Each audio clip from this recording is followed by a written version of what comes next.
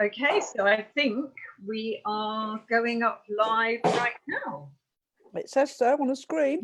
That's good. The other two ladies are just coming, and I wonder how many people we've got today. That will be interesting. Now, today was going to be the last lesson, but I found out last night that I've now done, this will be number 49. So I thought it would be rather nice if we do one last one next weekend and round it off to finish this series of free art lessons through lockdown as number 50. And I'm going to run next week's as a bit of a competition. So keep it in mind. And that would be really good. My computer has just decided it would like to restart itself right now, which seems like a really bad option. So I shall pick another day. What date is it today? Oh, No idea. okay. 21st. 21st. Yeah, that's good. Right, we're not on then. Okay, so ladies and gentlemen, I think we are up live now on Facebook. I'm just going to turn you on my telephone. I'd love to introduce you to these lovely ladies here. All of them have worked with me, so I'm going to start with Mand and see if they could do a little introduction of how they've worked with me and what they've done. And so, Mand, would you like to go first, please? Hi, I'm Mand. I've had lessons with Jeanni, and she's helped me to do scenery for the local amateur dramatics. And I've also illustrated a book for a friend down the road, with all sorts of lovely watercolors. Using her methods, as it were. No, you've been brilliant. I found it really, really useful. Thank you, Jeanni. Oh, well, thank you. And Jane, what about you? How do you know me, and what have you been up to, and what have we done together? Hi, Jeanni.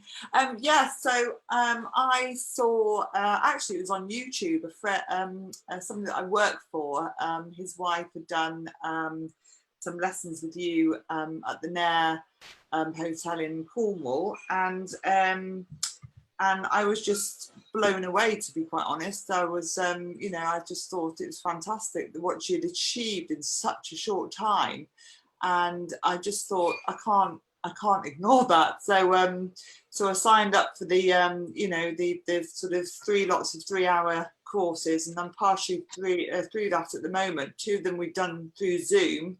One I'm hoping to come down and do the last one with you closer to home, your home, and it's just been fantastic. It's just been ideas how to improve what I know already. It's given me the confidence to go bolder, and I've got a few sort of drawings here. This is one that's I'm actually I've been asked to do, and it's going out to the Caribbean. So I don't know if you can see that. Can you see that? Oh, so lovely. Wow. Yeah, so that's going out to a friend in the Caribbean in November. This was from for another friend. That's her cat. And then I do dogs a lot. So that's another, that was an anniversary present for somebody. And lastly, this was a Father's Day present. It was, I presume, given today of another dog. Sorry, it's quite dark, isn't it? So, They look lovely. They're coming up really well. They're beautiful. And you've got so much better. You go back to that first conversation we had. You've always been good.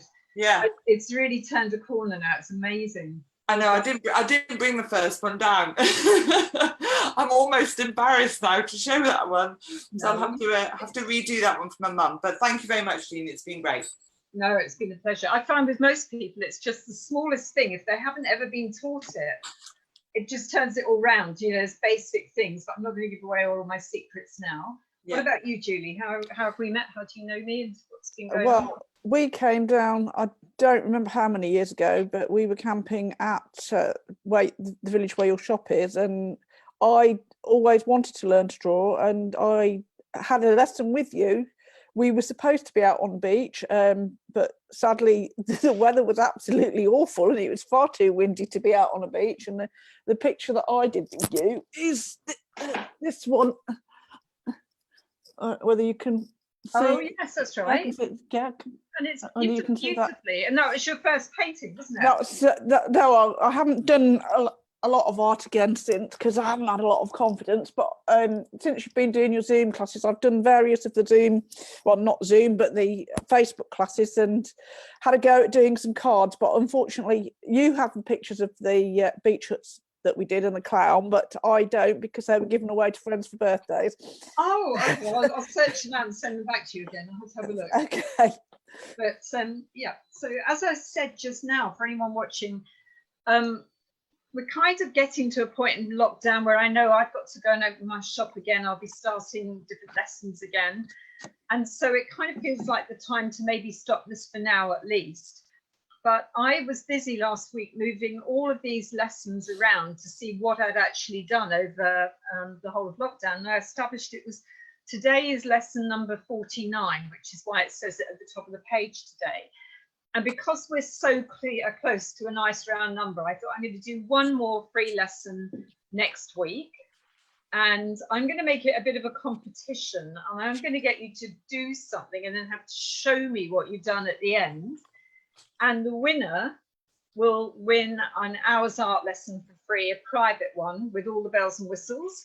And it'll be fantastic. We've got as many of you up on Zoom showing what you were doing as possible. So I send you out the link and everything like I've done these lovely ladies. And if you'd like to join us for kind of the last farewell on this for next week, for the time being at least, but the paid lessons will still carry on, which I kind of always show you. But basically 3 hours on sketch and psychology, 3 hours on perspective. Even architects have said they couldn't believe what they learned. 3 hours on paint and brush technique. And this was the 5-lesson progress of a 90-year-old stroke victim. 4-lesson progress, 50-year-old German lady. 3-lesson progress, 40-year-old Sri Lankan man. So it is 0 to hero stuff. These lessons are free. They've been just some fun. I haven't given away all the big secrets deliberately. And when I was just talking to Jane and now and then, I wasn't as well. So don't think by watching the free ones you've got all the information. You haven't, but you'll have got some of it. Anyway, for today, we're going to do something a bit more messy than usual, but messy is usually fun. And I'm going to do it vertically, which is going to make it a bit difficult for me, but it means it's easier for you guys to see what I'm doing. So if I move my screen around, you should be able to see in the middle of my screen the picture. And I'm going to bring the computer a little bit closer, so with any luck you can see it a bit better. And then I'll describe what we're doing. Now, roughly speaking, what we're aiming to do today is this. And this is a picture I did when I was at art school many, many moons ago. And the whole of the sky and the clouds were all splattered. And if I bring it up closer to you, you can see it's all splatter like raindrops. And then over it, I painted the hills, which you could do in your picture afterwards. And then I painted a foreground. So you got a real feeling of distance. And I'm sorry about the shine. I suspect actually if I take it out of here, you're going to see it a bit better.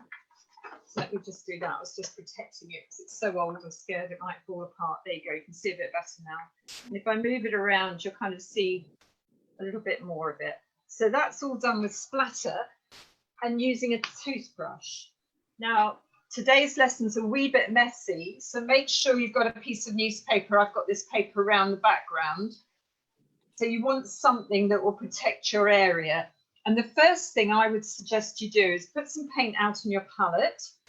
I've got a whole lot of kind of purpley black colours because my original painting was that colour, and also I happen to have them. But like I always say, use what you've got. Don't feel that you're limited to doing what I'm doing. You've got to just use whatever you've got. If you've only got pinks and yellows and things, then use that. I'm going to use a toothbrush now and lay it into the paint. And I haven't added any water or anything. And I've got pink on there. And I'm going to put a little bit of white on it as well to make it interesting, and maybe a little bit of my blue. So I've got little bits of all sorts on the brush like that. And the whole of the end of the brush is actually now covered in paint. You may not be able to see it because some of the bristles are the same colour as the paint. Then I'm just going to do a test run first on a piece of spare paper. But what I'm going to do is then pull, if I do it this way around, you'll see better. pull with my thumb on the toothbrush here to support me. I'm then going to pull the knife over the bristles from the front to the back. Don't do it until you're facing your paper because it will go everywhere. And hopefully you'll be able to see that if I now pull towards myself, the paint splatters away. Now just have a little test run on a spare piece of paper. And the more I pull it across, notice I'm not reloading it. I'm just going and going and going. And you will find there's a lot more paint on your brush than you realize. But make sure you're not splattering your entire living room or anything. And if I bring that a bit closer, in case you can't see too clearly from that distance, if I pull this off and bring it closer, you'll be able to see the splatter marks now. And it's a fine mist of it. So some of it is really subtle colors, but there's also a few big drops, which is fine. Now, this one is just my test run. This isn't what the final picture is going to look like, but it's always good with a new technique to try it. Now, here you can see already a bit on my board, especially if I move you over, where the picture was. There's a mark left on my backing paper where it's been masked by where I was painting. Now, we're going to use that happening in a minute in our picture. So have a go on your piece of paper, and then ladies, look, can you show the camera what you've done and how it's gone?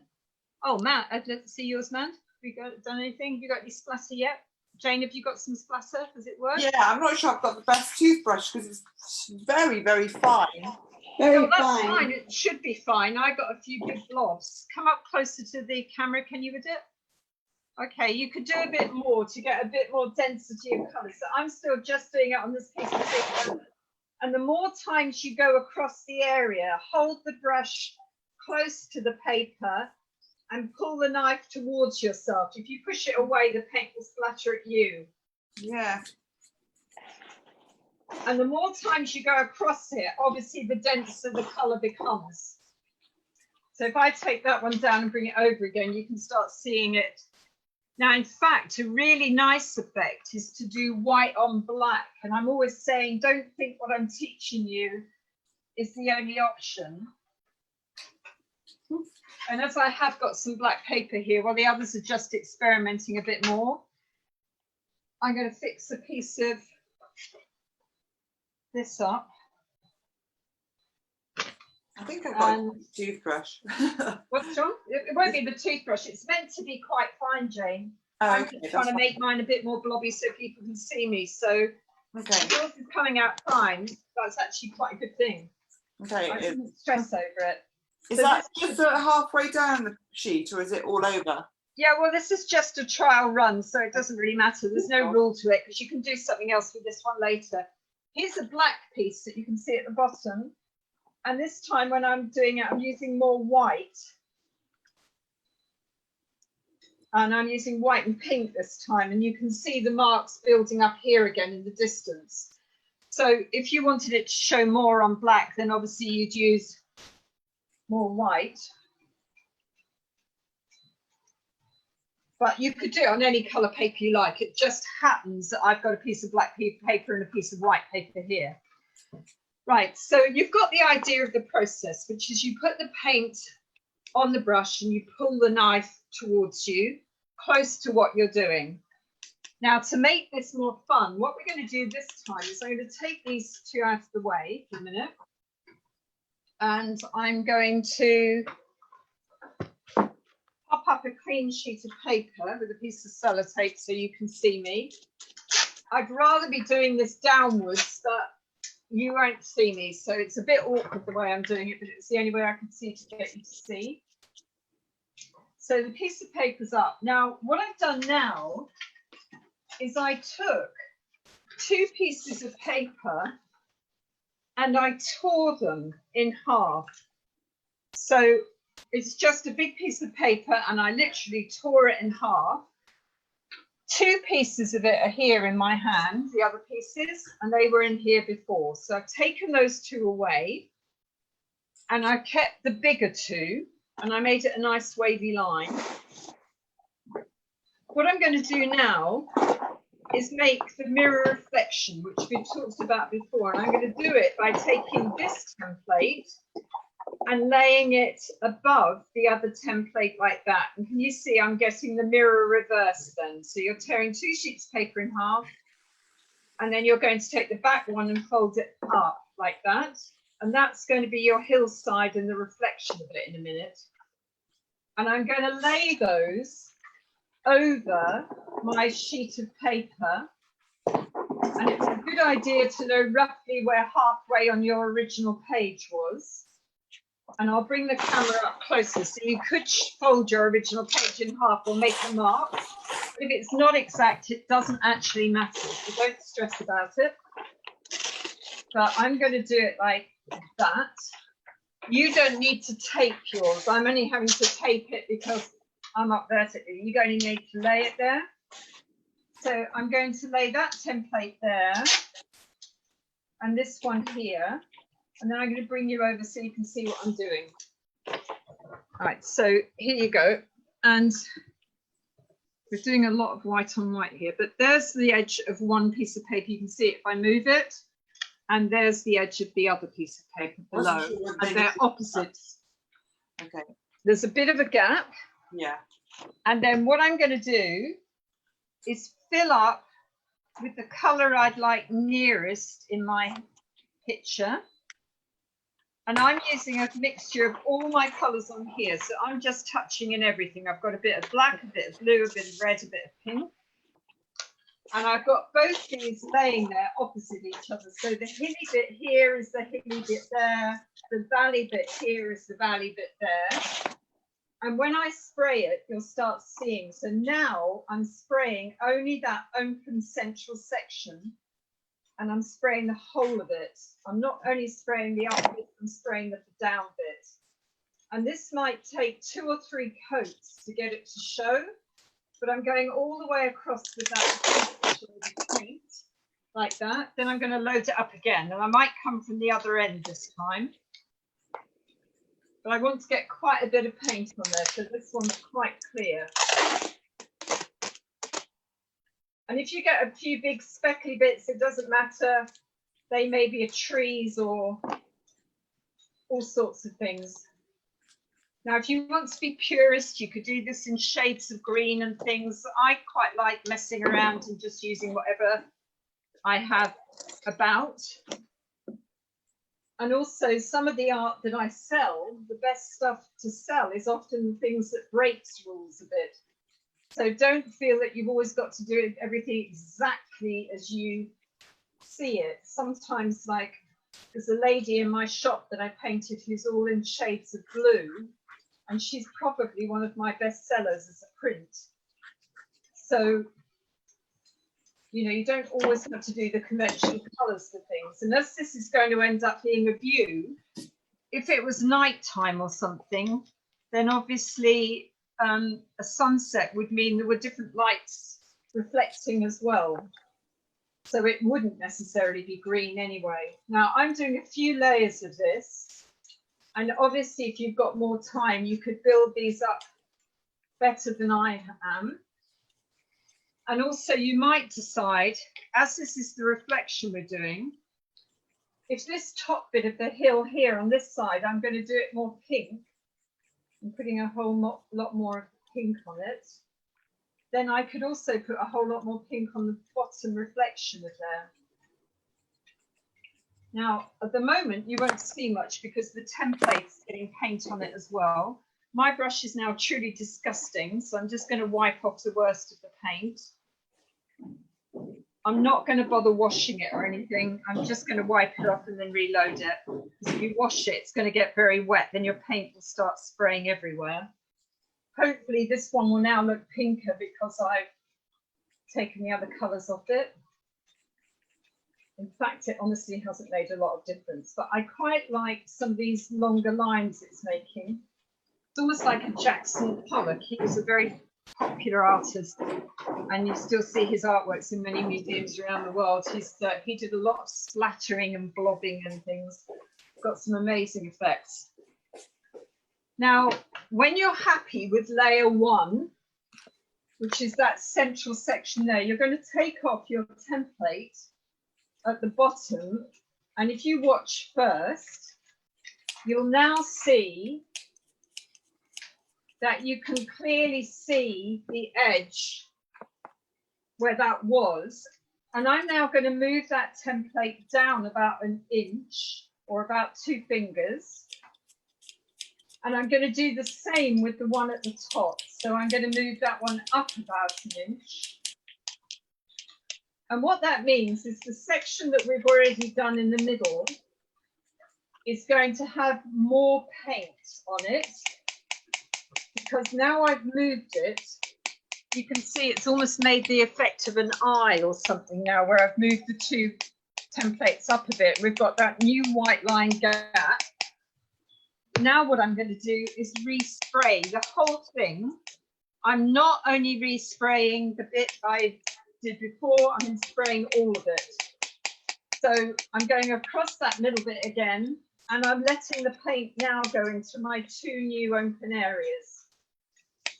So I'm just spraying along the top bit now.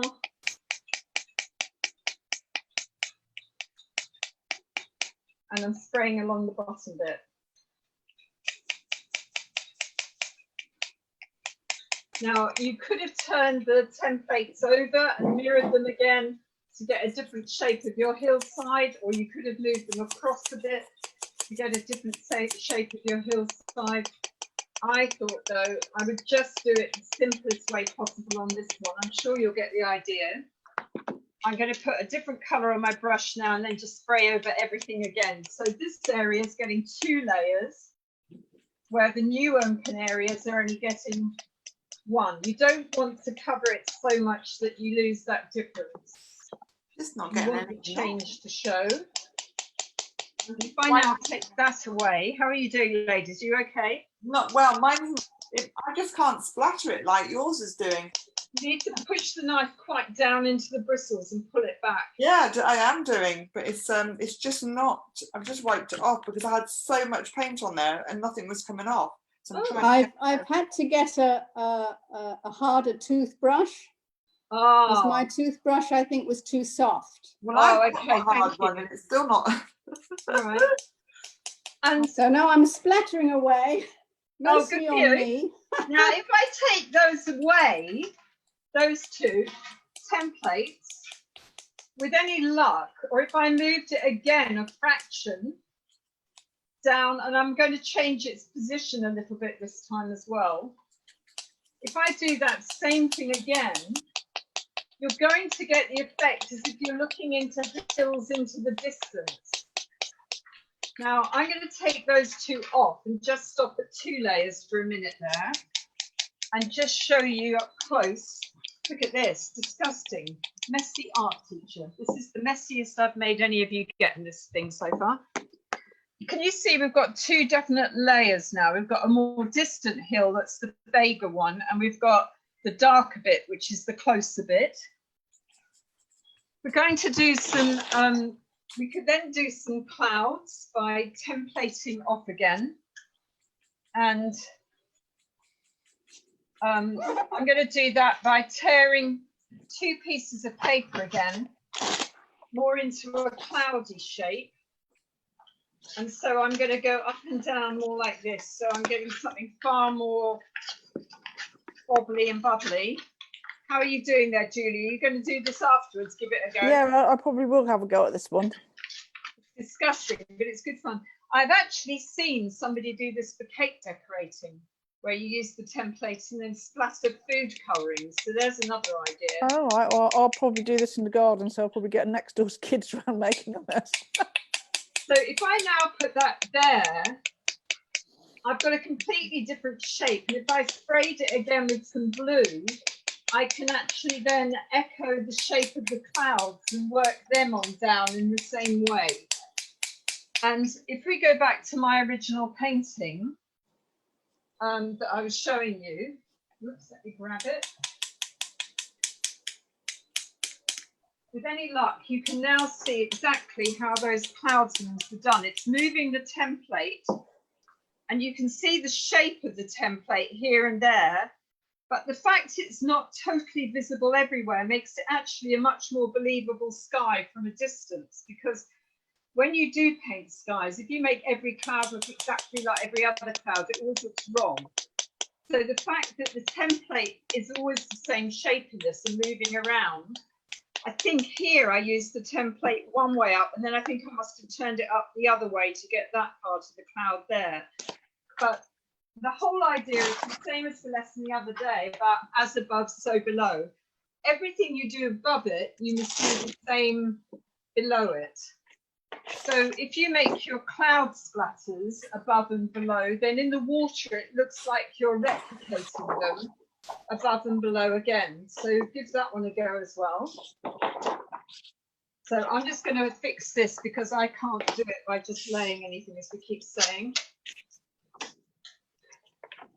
What I'm going to do this time is I'm actually going to change the colour of my template, which I probably should have done before, then that way you'll see better what I'm doing. So if I make my template this time black, you'll be able to see it against the white paper. So this is my cloud one that I'm doing now, and you can cut it with scissors or you can rip it. You can do what you like. And again, I've gone through 2 layers. I've got to separate this because I just folded one sheet of paper in half. But then again, if I hold them the right way, you can see that they're the exact opposites of each other. And I'm going to fit those just above and just below where I was before. And this is another thing, it's really good to do a bit of trial and error. The reason this is quite nice for backgrounds is it means you don't put too much detail in your background, which is a big mistake a lot of people make, is they get carried away with their backgrounds. So,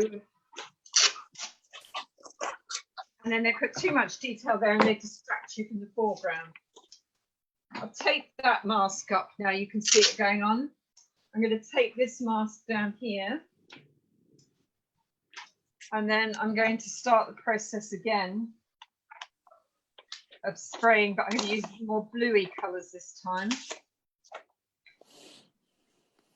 That was interesting what you said, Mand, about using the stronger bristles. I think because all mine were strong, I hadn't actually realised that, so thank you.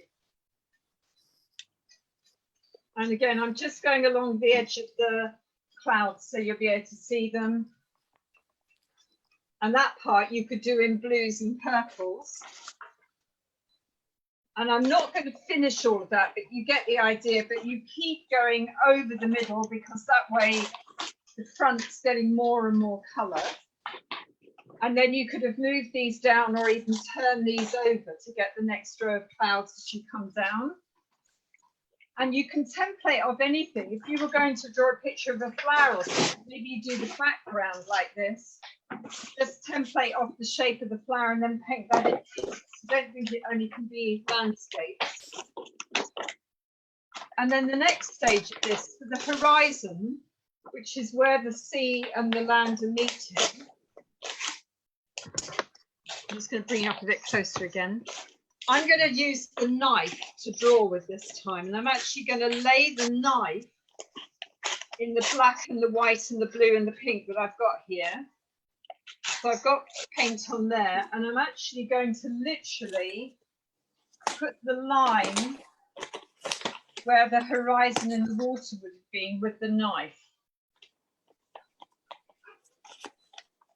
And you'll see it better in a moment. But I'm putting it in with the knife. And then I'm actually going to put watermarks on the water using the knife again as a series of lines. And by putting those horizontal lines across where the water is, you get the effect of that sort of shimmer on the water, which is what happened on the other picture that I showed you. I need some more white to do it with. Maybe I'll do it with pink so you'll see it better.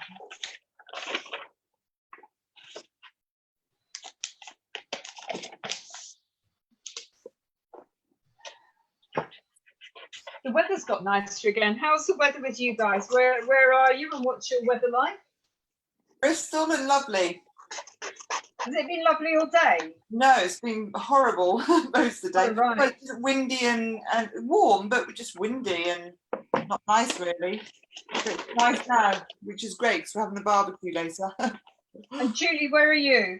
I'm up in Lincolnshire and it's cloudy. It has been brighter, but who knows what it's going to do at the moment. No. Yesterday was a spectacular day, but this morning was really quite horrible. Yeah, it was. Yeah. So where I'm using the knife, you're getting quite a nice shimmery effect on the water, which is how I did it on that big picture, which I'll show you again at the end. And I'm sorry, because I'm struggling having it up vertically, but I know if I put it down horizontally, you wouldn't have seen. And then the last couple of things we could do is I've got the most disgusting mess in the universe. Nandy, where are you? What's the weather like? It's sunshine and showers here. Yeah, I've had very much the same here as well. It's been very up and down. It keeps changing. At this minute, I've got beautiful sunshine now, I have to say. It's some very white, fluffy clouds. This morning was torrential rain. So I've put a bit of white on there as well now with all my mess. And I'm going to put a couple of like white lines in this as well. And if I put more lines at the front, horizontally, it will look even more like water because there'll be bigger marks at the front. And I think you can start seeing how it looks a bit like water. Unfortunately, my background isn't very strong. What I'm now going to do is take a brush and put 2 or 3 different colours on. So I'm putting some white and some pink. And I'm going to do my hills. And if I do, whatever I do coming up this side, I immediately want to do the reverse, flip the brush over and do the reverse just below for the hills. Then I'm going to change my combination of it for the next hill and put it in. And whatever I do there, I immediately do the same below. Then I'm going to do another one here that's going to be a bit bigger.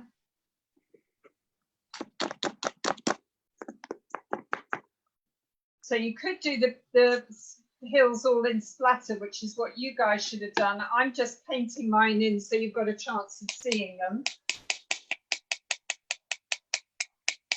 And you could have just done all the clouds as splatter and the hills as solid, which is what I did in the original picture, or you can do the whole thing as splatter. And then this is the last one. I'm going to make this last one red and black. So that's my last hill here. And I'm doing the same in the water below, the exact same shapes. And just so that looks a bit more like a reflection, I'm now going to cut through that with my knife as well a few times, the lower half, with a couple of horizontal lines. And then that lets people know that's the reflection. So that's that. And then last but not least, what I'm going to do is, as in the other picture, paint in silhouettes crossing it. So I'm going to paint the whole foreground here with sort of long black grass that's coming up. But it's not solid black. I've just got a dirty brush that I'm using, and it's coming up a bit pink sometimes, a bit black sometimes. But this is sort of the foreground coming in.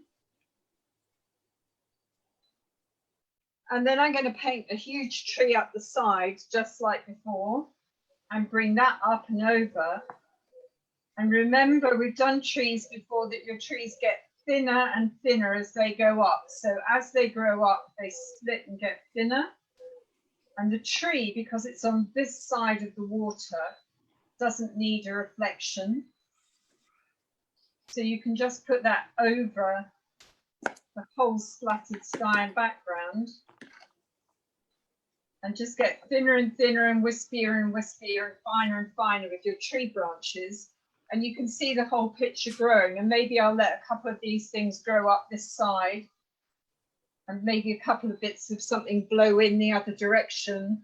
And you could go into your whole seagulls and things if you should want to. But you start getting some really good depth. This hill here is a bit distracting because it's very dark. So it's coming forward a bit too much. So I'm just going to lighten it up both as a hill and as its reflection. And you can see it sort of goes backwards a bit more then. And basically, the whole idea is to get this rather blurry background that you're silhouetting out first using templates. And that was how all of the sky and the water was done to begin with. Then the hill went over, then all of this went over it again. So you can get the idea of using basically anything. You could cut out the template of an apple and splatter around it for the background and then paint your apple in. So Jane, you're always asking me about your backgrounds. Yeah. It's a possibility for a background. It would have to be appropriate to your picture, but you get the idea. It's a way of getting a murky background that's interesting, and it almost looks in this picture like it was raining. And Yeah. it actually was a view in Scotland. And so you can kind of tell that by the colours. And that's how that all went together. So anything and everything you could just template out. Now mine's come out horrendously black, which wasn't quite what I planned, but the black I had was very dominant. But you can get the idea of the above and below. And using the spraying, there's just confusing it there, to get the different areas of it. So if I bring that up closer like that, you can see the lines in the bottom. You can see some of the spray at the top. Unfortunately, it's not showing up very well in the light in here, so I can only apologise. So that's why I keep going back to the original picture. I thought it was going to show up better here, but I think because it's vertical and the light's so bright, it's not. But anyway, I hope you found it an interesting idea to use Splatter to template something out. Yeah. And you could actually lay something real there, like a real rose, let's say, attach it to the paper and spray round it to get your line, and then you could fill the flower into that space. Do you see what I mean? You can use it as a way of establishing a space. Yeah. And, you know, like here, I've got this tiny little fairy that somebody gave me once, I think my daughter, that I've always quite liked. And I don't particularly want to splatter her because I don't know how I get it off. But you can imagine that if you splattered around here, you could get a really nice initial shape of a fairy or something to go around. You could cut an image out of a card. If you've got a greetings card with a teddy bear or with a flower or something, you could cut it out, put it down, spray round, get your background. And then in that case, you could use the space to draw into. So anyway, it's just a idea. And as I said, next Sunday, we're going to do the last lesson of this series.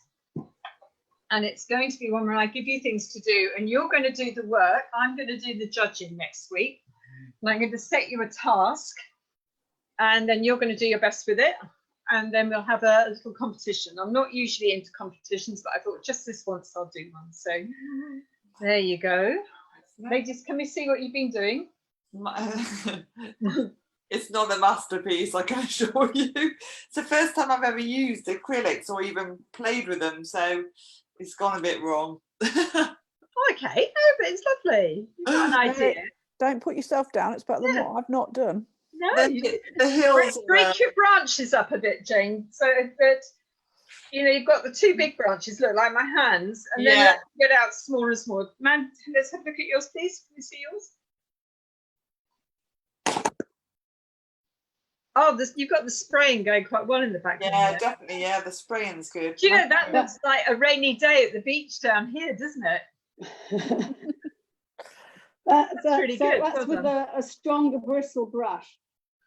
But you can play around with it, as I said. And for anyone who's new to these, let's be honest, today's hasn't quite gone as I planned because mine's gone very black and very pale for you to look at. And when I tested it, it seemed to come up much brighter. But at least you can see the other picture. But everything I'm telling you is ideas. It's not saying this is exactly how you do it, but it's the idea of using something to spray around a silhouette that you then use whatever. I mean, stupid things like even these palettes at the end are quite interesting. But you could still press things into that and take prints from it. You can even do disgusting things, like just like lay paper on a palette afterwards. And it's almost like the looking into the flames things. You can get some really interesting things that you could then develop into a picture. I can almost see like the tail of a bird there and the head of a bird or something coming. You know, you can mess about, and don't be frightened to mess about. And then if you took that and folded it in half, you're going to get like the old traditional butterfly prints. So my view is always play about, and out of it comes something amazing sometimes. And it's not always exactly what you planned, but then you get into the kind of more like, that's like a moth, isn't it? At the beginning of. Yeah, yeah. Mess around and play with things. And sometimes Jane and I have talked a lot about backgrounds with her work. It's sometimes something really unusual can be quite nice. Other times it might totally distract from what you're doing, but there's a good way of getting a background that doesn't overwhelm your picture. And if you wanted something to look like a rainy day, using the splatter technique actually works really well. Yeah, yeah. Yeah, so I hope you've all enjoyed it. Thank you ever so much for joining me again. Fun. And I'll say goodbye to my viewers and take us off there, and then I'll say goodbye to you ladies afterwards. But we'll all say goodbye to the viewers before we go. So thank you for being here. Bye. We'll see you next week.